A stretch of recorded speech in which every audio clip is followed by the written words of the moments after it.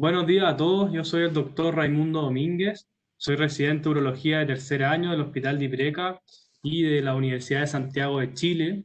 Quería darle las gracias a la oficina de residentes de la CAU por darnos esta oportunidad y vengo en representación de la Sociedad Chilena de Urología para presentarles sobre linfadenectomía retroperitoneal precoz en cáncer testicular no seminoma etapa 2A. Bueno, cuando me plantearon hacer esta presentación lo encontré un tremendo desafío, considerando que la quimioterapia prácticamente revolucionó el pronóstico de los pacientes con cáncer testicular en el mundo, de manera que me sentí un poco como en esta imagen. Sin embargo, espero que al terminar esta presentación pueda convencerlos de que la linfadenectomía tiene un rol claro en este grupo de pacientes, con una serie de beneficios comparados con la quimioterapia, de manera que la imagen final sea esta. A modo de introducción, el cáncer testicular es el tumor sólido más frecuente en hombres entre 20 a 34 años. Tiene excelentes tasas de cura, alrededor de un 95% a 5 años.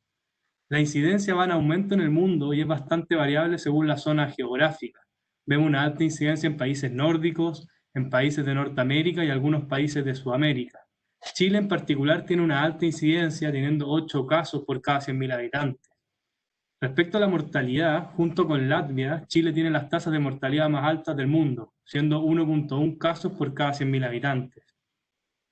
Respecto a la clasificación de los tumores testiculares, tenemos tumores de células no germinales, que son el 4%, y tumores de células germinales, que son el 96%, dentro de los que se encuentran los no seminoma que vamos a hablar hoy día.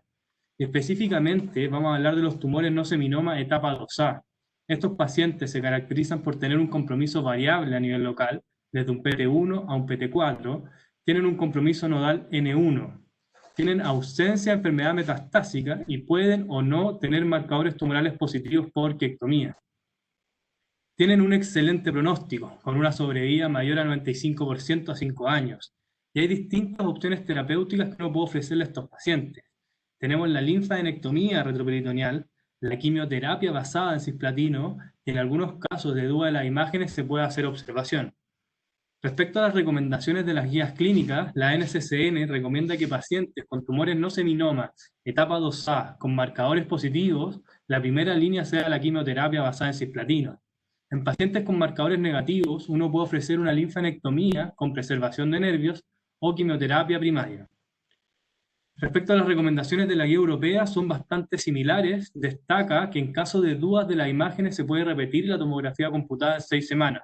Si hay regresión, se puede hacer un seguimiento. Si no hay cambios o hay progresión, se recomienda linfadenectomía o quimioterapia en caso de aparición de marcadores tumorales positivos. Ahora, ¿cómo decidir qué tratamiento ofrecer a estos pacientes? Hay que considerar factores de la enfermedad, factores del tratamiento y obviamente una decisión informada por el paciente. Considerando que este grupo de pacientes tiene un excelente pronóstico, nuestro objetivo va a ser obtener la cura con la menor toxicidad posible y evitar los tratamientos innecesarios. Vamos a partir hablando de factores de la enfermedad. Este es un estudio del año 2003, tumores no seminomas, etapa 1 y etapa 2A, que fueron sometidos como primera línea a una linfadenectomía. ¿Qué es lo que se puede ver? Que aproximadamente un 3% de los pacientes tiene teratoma en el retroperitoneo cuando están en etapa 1, y este número asciende un 22% cuando están en etapa 2A. Y a pesar que la presencia de teratoma en el retroperitoneo es más frecuente cuando hay teratoma en el tumor primario, la presencia de teratoma en el retroperitoneo no puede ser excluido solamente con la biopsia del testículo. Respecto a los pacientes de etapa 2A, vemos que un 22% va a tener teratoma en el retroperitoneo, y este número asciende un 33% si hay teratoma en el tumor primario.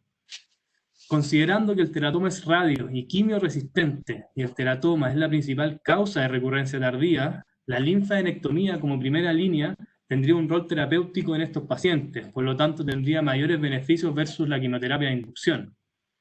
Respecto a las características imagenológicas, sabemos que este grupo de pacientes tiene un compromiso nodal N1, es decir, presencia de linfonodos retroperitoneales de hasta 2 centímetros en su diámetro mayor y un total de 5 o menos. Existe superposición tanto en tamaño y forma entre ganglios benignos y ganglios metastásicos en la tomografía computada. Por lo tanto, hay que considerar que no toda masa pequeña en la tomografía computada va a representar enfermedad. De hecho, si nosotros le hacemos una linfanectomía a pacientes con tumores no seminoma, etapa 2A, de un 22 a un 36% no va a tener enfermedad en el retroperitoneo, es decir, son falsos positivos. Y a diferencia de los tumores seminomatosos, no contamos con imágenes para determinar actividad.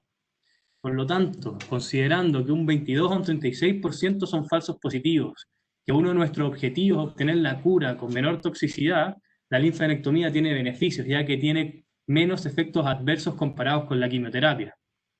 Respecto a los marcadores tumorales, sabemos que si estos están positivos por ectomía, usualmente va a reflejar una enfermedad sistémica. De hecho, si nosotros le hacemos una linfadenectomía a pacientes con marcadores tumorales positivos, esto es predictivo de una recaída sistémica en hasta un 100% de los pacientes de etapa 1S, una 8 veces más riesgo de recaída en pacientes con enfermedad N1, y es predictivo de persistencia de marcadores tumorales en pacientes con enfermedad N2, N3. Por lo tanto, este grupo de pacientes uno debe considerarlo como una enfermedad sistémica, por lo tanto la quimioterapia de inducción tiene beneficios. Ahora, respecto a factores del tratamiento, hay que considerar tanto resultados oncológicos como complicaciones. Vamos a partir hablando de los resultados oncológicos. Existe evidencia a largo plazo de la seguridad y eficacia de la linfadenectomía en el manejo de estos pacientes.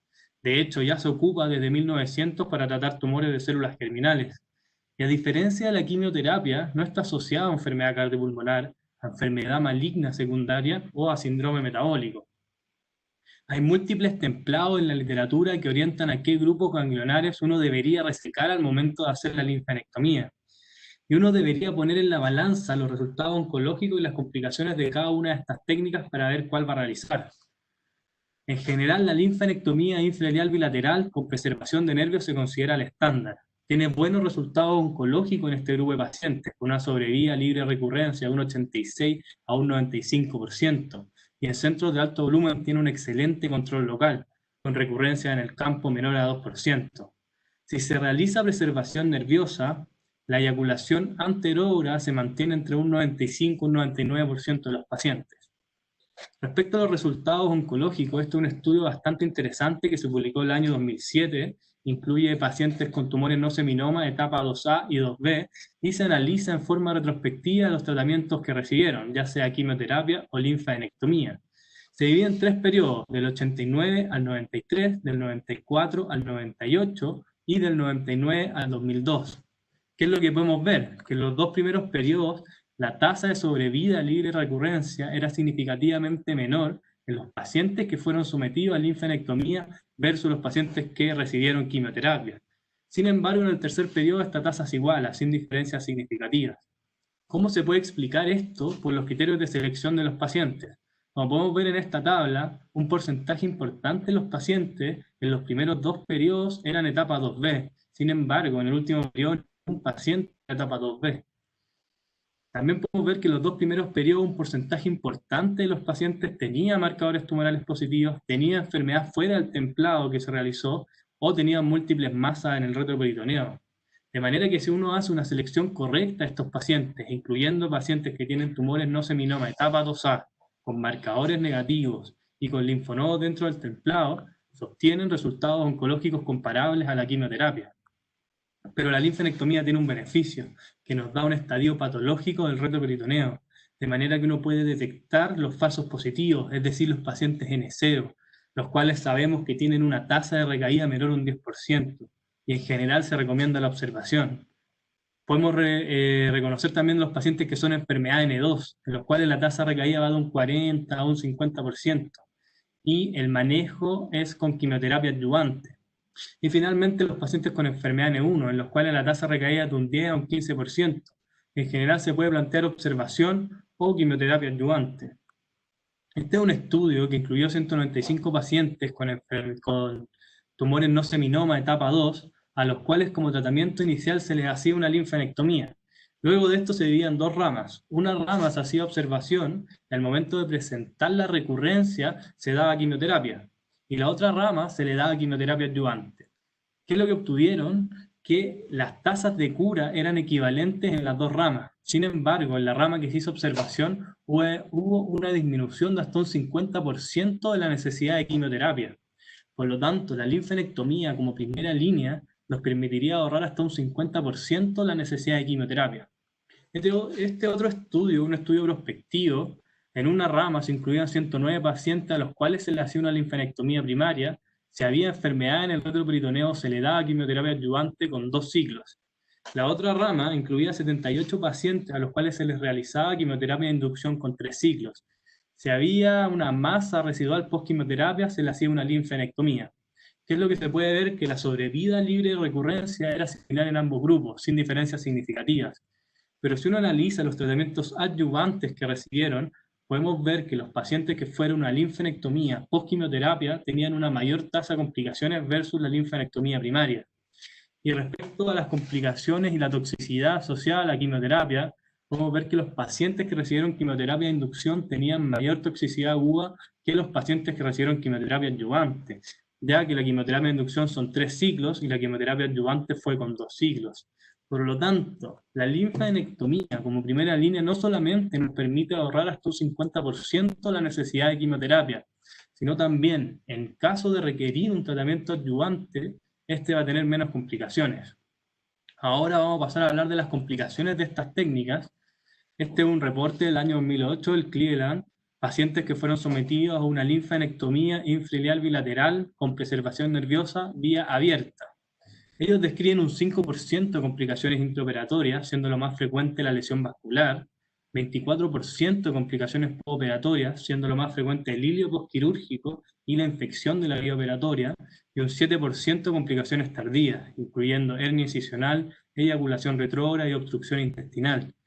Los autores no describen ningún paciente con complicaciones Clavien-Dindo grado 4 o grado 5, y 3 pacientes tuvieron complicaciones Clavien-Dindo grado 3, 2 ascitis quilosa y una obstrucción intestinal que requirió manejo quirúrgico. Respecto a la vía de abordaje mínimamente invasivo, hay múltiples estudios en la literatura que avalan la vía laparoscópica y la vía robótica como una alternativa a la vía abierta, con los beneficios de la cirugía mínimamente invasiva, como menores días de hospitalización, menor sangrado, menor necesidad de analgésicos, etc. Sin embargo, los resultados oncológicos a largo plazo no están claros. De hecho, la guía americana recomienda que se puede ofrecer este tipo de cirugía, pero informando acerca de la falta de evidencia a largo plazo respecto a los resultados oncológicos. Respecto a la experiencia en Chile, el doctor Octavio Castillo fue pionero tanto en Chile como en Sudamérica de la cirugía laparoscópica de neurología. En el año 2007 publicó en los archivos españoles de neurología su experiencia en el manejo de tumores de pacientes con tumores no seminoma estadio 1, a los cuales le hacía una linfadenectomía vía laparoscópica, un templado modificado con preservación nerviosa. Un total de 111 pacientes desde 1993. En general tiene resultados perioperatorios y resultados oncológicos similares a lo escrito en la literatura. Y múltiples centros, tanto en Chile, en la capital, como en regiones, han adoptado la vía laparoscópica como una alternativa en el manejo de estos pacientes. Y el doctor Castillo lleva un total de 14 pacientes a los cuales le ha hecho linfadenectomía lumboaórtica vía robótica. Este es un video que se publicó el año 2015 en el Congreso Chileno de Urología, una linfadenectomía lumboaórtica con preservación nerviosa vía laparoscópica en un tumor etapa 2B. Ahí se puede observar el tumor de interaorto cavo de 16 por 13 milímetros y 26 milímetros en su diámetro mayor. Ahí se ve el tumor en el intraoperatorio. Acá se puede observar cómo se realiza la preservación nerviosa, evitando el uso de electrocauterio, cómo se va liberando de sus linfonodos adyacentes. Finalmente, estos son los resultados. Se ve la disección de los vasos renales, la disección del uréter hasta el cruce de los vasos ilíacos, la resección de los linfonodos ilíacos comunes, de los linfonodos precavos, de los linfonodos paracavos, de los linfonodos interaortocavos, de los linfonodos preaórticos. Finalmente se ven los nervios simpáticos preservados. Este otro video del doctor Octavio Castillo, una linfadenectomía robótica izquierda, se inicia con el decolamiento clásico del colon izquierdo, la identificación y aislamiento del uréter, se continúa con la disección de los linfonodos en relación a la aorta y la identificación de los nervios simpáticos postganglionares. Se extrae la pieza operatoria y estos son los resultados finales. Se puede ver la disección en relación a los vasos renales, los nervios simpáticos preservados, la resección de los linfonodos interaortocaos, preaórticos, paraórticos y precavos. Finalmente, algunas palabras respecto a las complicaciones de la quimioterapia y por qué la importancia de evitarla en la medida de lo posible y obviamente sin comprometer los resultados oncológicos. Tenemos tanto toxicidad aguda y toxicidad tardía asociada a la quimioterapia. La toxicidad aguda se describe en hasta un 50% de los pacientes grado 1 y grado 2 y de un 8 a un 15% grado 3 y grado 4. La morbilidad acumulativa se describe hasta en un 20% de los pacientes. Y mientras más ciclos de cisplatino, mayor es la toxicidad asociada. La toxicidad aguda incluye ototoxicidad, infecciones dado la neutropenia febril, complicaciones gastrointestinales como estomatitis, náuseas, vómitos. Hay neurotoxicidad, mayor riesgo de eventos tromboembólicos, pérdida del cabello, etc. Y por otro lado tenemos la toxicidad tardía. En general es un poco silente a los urólogos porque se hace más evidente luego de nuestro seguimiento, pero es significativa e importante. 2 a 3 veces mayor riesgo de eventos cardíacos, 2 a 3 veces mayor riesgo de neoplasias secundarias, 2 veces mayor incidencia de síndrome metabólico. Hay daño pulmonar inducido por bleomicina, infertilidad, neurotoxicidad, tinnitus. Y considerando que estamos tratando pacientes jóvenes con excelentes tasas de curación y que las principales causas de mortalidad en el mundo son las enfermedades cardiovasculares y las neoplasias, la linfadenectomía como una técnica preservadora, o sea, una técnica preservadora de quimioterapia tiene beneficios. Respecto a la fertilidad, sabemos que la mayoría de los pacientes que tratamos están en edad fértil y los tratamientos que tenemos para ofrecer van a afectar en mayor o menor medida la fertilidad. Respecto a la linfanectomía, si se hace preservación nerviosa, la eyaculación anterógrada se mantiene en un 95 un 99% de los pacientes. Y en el caso de requerir un tratamiento adicional dado la presencia de eyaculación anterógrada, se ha descrito el uso de pseudofedrina con un 50% de respuesta. Y a diferencia de la quimioterapia, la linfadenectomía no afecta a la espermiogénesis, por lo tanto tendría mejores resultados al requerir técnicas de reproducción asistida. Respecto a la quimioterapia, se ha descrito hasta un 25% de asospermia con quimioterapia combinada a los 2 a 5 años. Y mientras más ciclos basados en cisplatino recibe el paciente, menor es su tasa de paternidad. Como podemos ver en este gráfico de paternidad versus años luego de la orquiectomía y los diferentes tratamientos que se pueden ofrecer, vemos que los que tienen mayor tasa de paternidad es la vigilancia, seguido la linfanectomía, seguido la radioterapia, seguido la quimioterapia a dosis baja y finalmente la quimioterapia a dosis alta, las cuales tienen tasas de paternidad alrededor de un 50%. Por lo tanto, la linfanectomía tiene mejores resultados respecto a la fertilidad. Y en el caso de requerir un tratamiento adyuvante, sabemos que la quimioterapia adyuvante en general se dan 2 ciclos, y como se puede ver acá en la imagen, con 2 ciclos la paternidad se mantiene hasta en un 100% de los pacientes, versus la quimioterapia de inducción que son 3 ciclos, en los cuales ya la paternidad disminuye a un 83%. Recapitulando un poco las ventajas y desventajas de cada una de estas técnicas, podemos ver que la linfanectomía tiene como ventaja que se obtiene patología, que nos permite detectar este 22 a 36% de pacientes que son falsos positivos. Evitaría la quimioterapia en alrededor de un 50% de los pacientes. Tendría rol sobre el teratoma, que está presente en un 22% de estos pacientes. Tiene una recuperación más rápida, tiene mejores tasas de fertilidad y tiene menor necesidad de control con tomografía computada en el seguimiento. ¿Cuáles serían las desventajas de la linfanectomía? Que genera una cicatriz, pero esto se podría evitar con técnicas mínimamente invasivas. Presentan eyaculación retrógrada en un 1 a un 5%. La tasa de recurrencia sin quimioterapia adyuvante va de un 10 a un 30%. Y finalmente se requieren centros de alto volumen para obtener buenos resultados.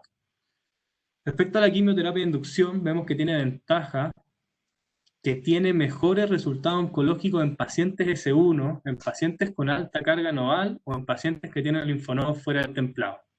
Dentro de las desventajas podemos ver que aproximadamente un 10 a un 20% va a necesitar una linfanectomía post-quimioterapia, considerando que esta técnica tiene una mayor dificultad y tiene mayor tasa de complicaciones en este grupo de pacientes.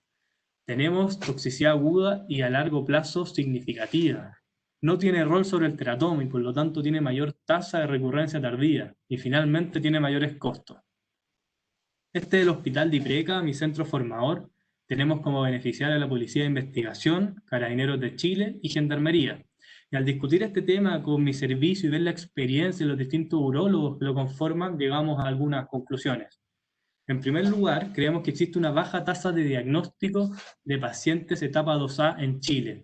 En general, los pacientes con enfermedad sistémica llegan en etapas más avanzadas, etapa 2C, etapa 3, pero es raro ver pacientes de etapa 2A, lo cual es concordante con la literatura. Chile tiene una de las tasas más altas de mortalidad en el mundo por cáncer testicular y el diagnóstico tiende a ser tardío.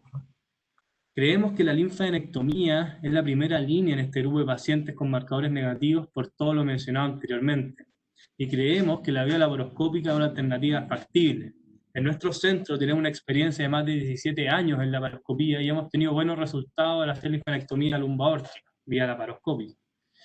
Y finalmente, creemos que en pacientes con tumores no seminoma, etapa 2A, que tienen marcadores negativos, pero tienen teratoma en el primario, la linfadenectomía como primera línea es una buena alternativa, ya que sabemos que este grupo de pacientes tiene hasta un 33% de teratoma en el retroperitoneo, considerando que la linfadenectomía post-quimioterapia tiene mayor dificultad técnica y mayor complicaciones, y sumado a que hay reportes de hasta un 20 o un 40% de curación solamente con la linfadenectomía en este grupo de pacientes. Muchas gracias. Bueno, muy buenos días. Primero quisiera agradecer mucho a los organizadores de este curso de residentes y muchas gracias por darnos la oportunidad de realizar este tipo de exposiciones que nos ayudan bastante a practicar. Bueno, el tema que se me ha asignado, si bien no es un tema muy interesante en cuanto a lo que es quirúrgico, es un tema muy importante en cuanto al tratamiento de los pacientes que nos llegan con cáncer de testículo. Voy a tratar de hacerlo lo más didáctico posible, de modo que esto sea útil para el manejo que llevemos con nuestros pacientes posteriormente. Primero vamos a definir lo que es un estadio 2A. Este va a ser cualquier tipo de tumor y que tenga nódulos a nivel abdominal, los mismos que tienen que ser menos de 5 nódulos y de menor tamaño de 2 centímetros, con o sin marcadores tumorales y sin metástasis. Entonces, nosotros tenemos que usar el sistema de estadificación basado en lo que son la IG-CCCG. Y tenemos 3 grupos de pronóstico. El primero del que vamos a hablar es el de buen pronóstico, que tiene una supervivencia a 5 años de aproximadamente un 92%. Estos, en general, manejados con quimioterapia, tienen una buena supervivencia a largo plazo, a 5 años. Vamos a empezar con lo que es la quimioterapia. Como sabemos, la quimioterapia en estos últimos 30 años han tenido extraordinarios avances en cuanto al manejo del cáncer de testículo y en específico en lo que son los tumores de células germinales.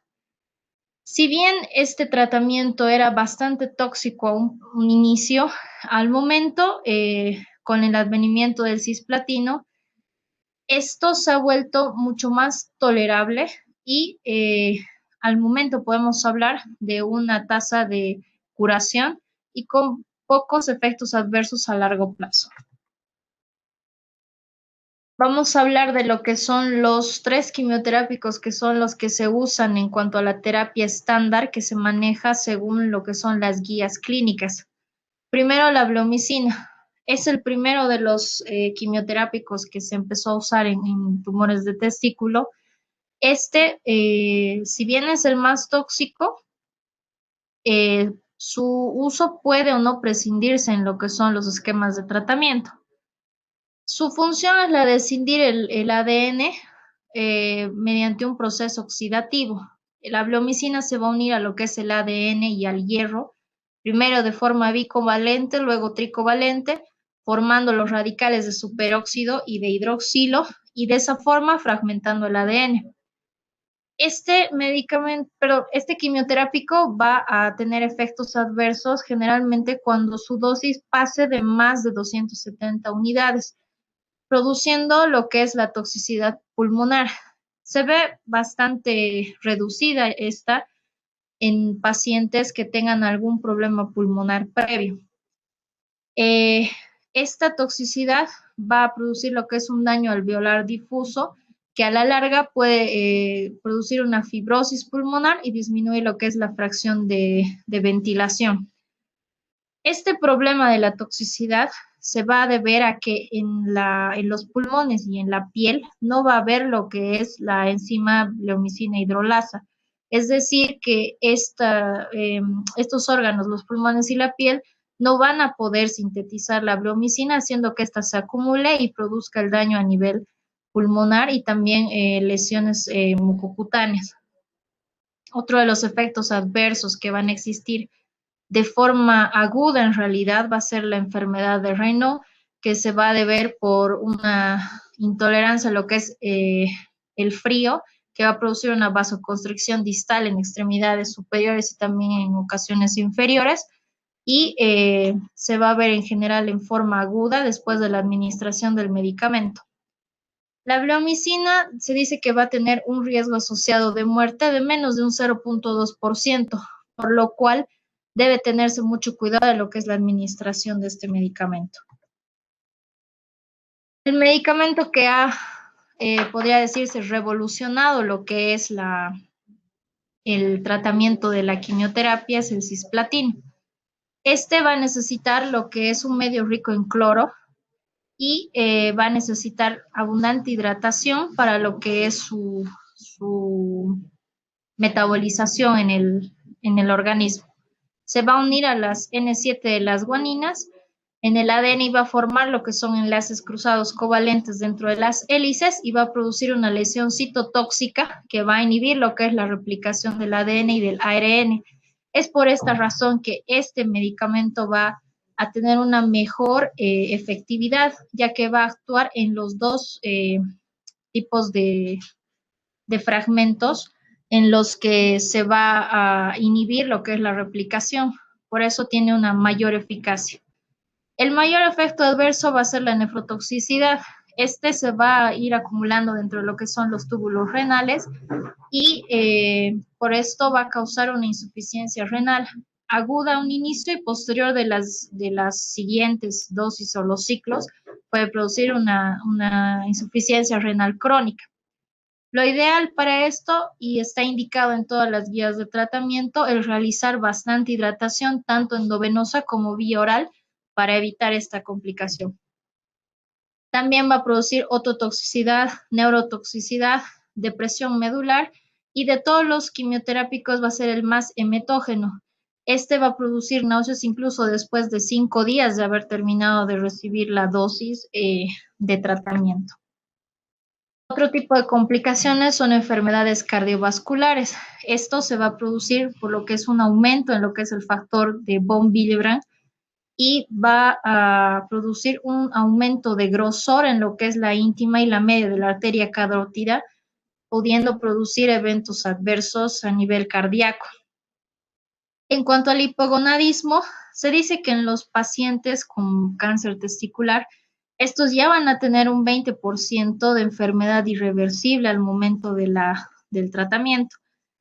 Y lo que con la quimioterapia actual se quiere lograr es que estos pacientes puedan recuperar su fertilidad y se logra mayormente en un 80% de los pacientes posterior a terminar los ciclos de tratamiento y teniendo previamente en cuenta la función que haya tenido este paciente a nivel gonadal, la edad y el tipo de terapia que se le haya aplicado.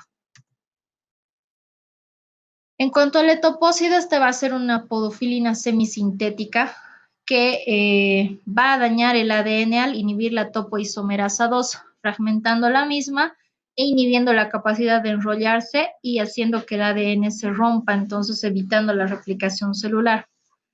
El efecto adverso que es más importante en este medicamento es la mielodepresión y produce en algunos casos en un 2% leucemia.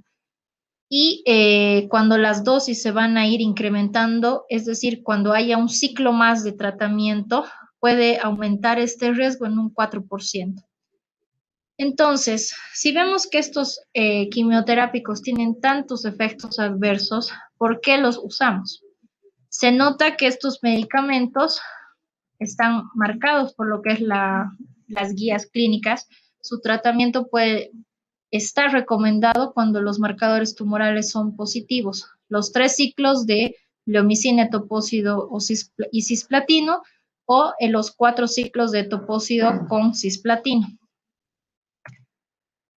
Entonces, El grado de efectividad que tienen estos medicamentos han sido vistos por bastantes grupos y por varios estudios, por lo cual, gracias a estos, están siendo la terapia estándar recomendada por todas las guías clínicas.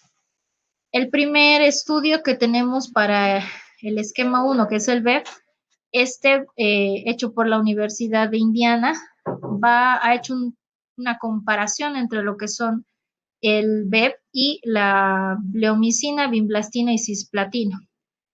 Se han estudiado 224 pacientes en los que han tenido una mejor sobrevida con el esquema de BEP y por este motivo han empezado a realizarse mayores estudios instalándose esta como una terapia estándar. Entonces, con el BEP vamos a tener la indicación de 3 ciclos cada 3 semanas.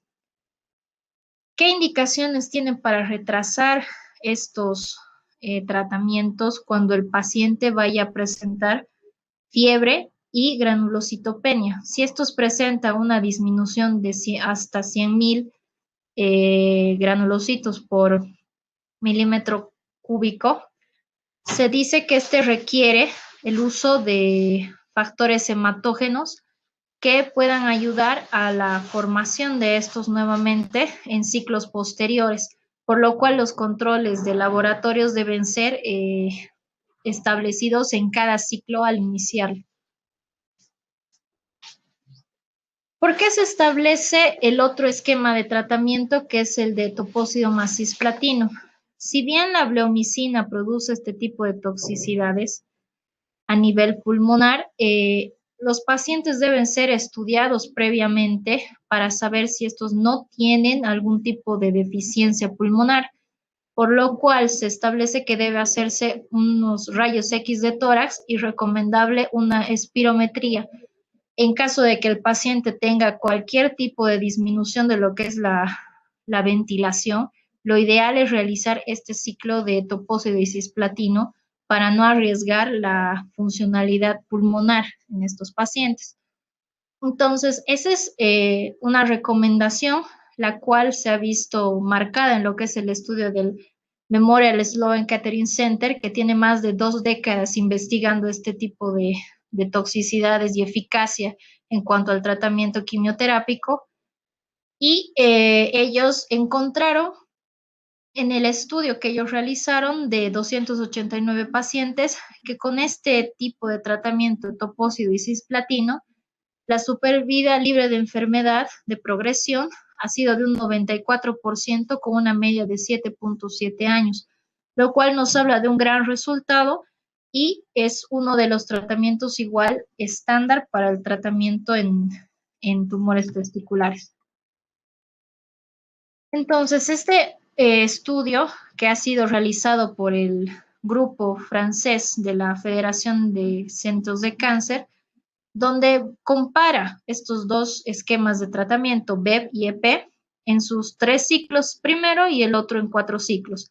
Entonces, como vemos marcado ahí, el 93% de sobrevida libre de progresión para el BEP, 86% para el EP, en 270 pacientes, siendo este el estudio más grande que se ha realizado que demuestra la efectividad de ambos tratamientos y desde ese momento se considera, ¿no?, ya una terapia estándar para todos los pacientes con tumores testiculares.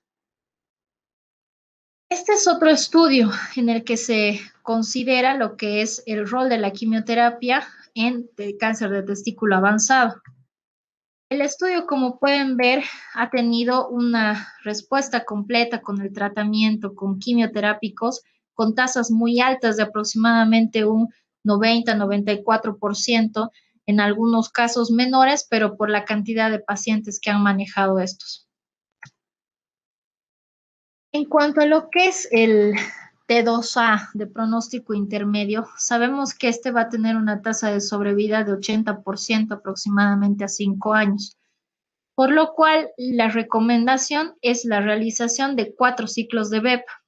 Si bien el aumentar un ciclo más puede producir una toxicidad pulmonar, se evalúa riesgo-beneficio en cuanto a los pacientes. Si estos se ve que no tengan una buena respuesta a lo que es el tratamiento, se recomienda también el inicio de que el paciente vaya a ensayos prospectivos. El más actual es el de la EORTC, en el que se está agregando Placlitaxel al tratamiento y que se encuentra todavía en fase de prueba para ver resultados. Como pueden ver en la tabla, hay una respuesta completa mucho más baja que en la anterior, en los de grupo de buen pronóstico, pero dentro de lo que es el pronóstico intermedio, estos pacientes relativamente pueden lograr una sobrevida de 80% a 74% entre los pacientes. Por último, vamos a ver lo que es el grupo de mal pronóstico. Se recomienda en estos pacientes o 4 ciclos de BEP o intercambiar la bleomicina por ifosfamida. Ambos tratamientos tienen el mismo resultado, pero hay mayor toxicidad en la combinación con ifosfamida y esto debe irse observando en cada paciente y hacer el tratamiento de forma personalizada. Este grupo va a tener una sobrevida libre de progresión a 5 años de aproximadamente 45 a 50% y en general estos van a recidivar. Entonces, cuando estos pacientes tienen este riesgo de recidiva y ya presentan una enfermedad rebelde, lo ideal es cambiar de tratamiento quimioterápico.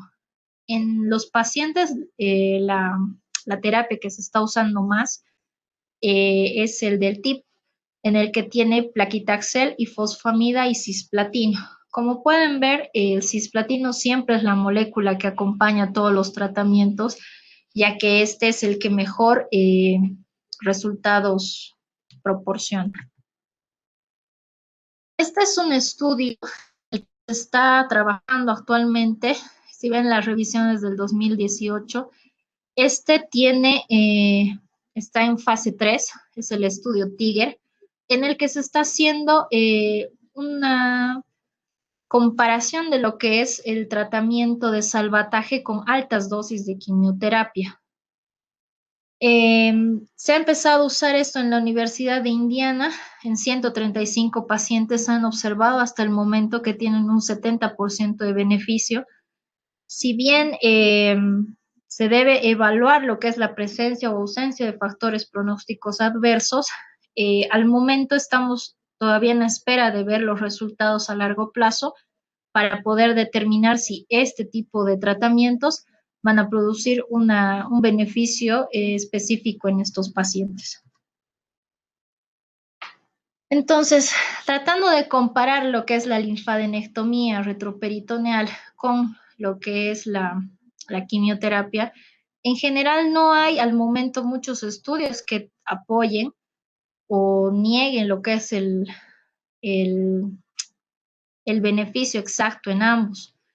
Ahora, la linfadenectomía, si bien vemos que es muy buena opción cuando los marcadores son negativos, existe este estudio en el que se ha visto el riesgo entre la linfadenectomía y la quimioterapia en un estudio en 100 pacientes, donde se ha visto que hay un 60% de nódulos negativos en lo que se ha realizado la linfadenectomía, que llegaría a hablarnos de que se está haciendo linfadenectomías amplias que no tendrían un beneficio a largo plazo. Y de estos 100 pacientes, 11 presentaron recurrencia.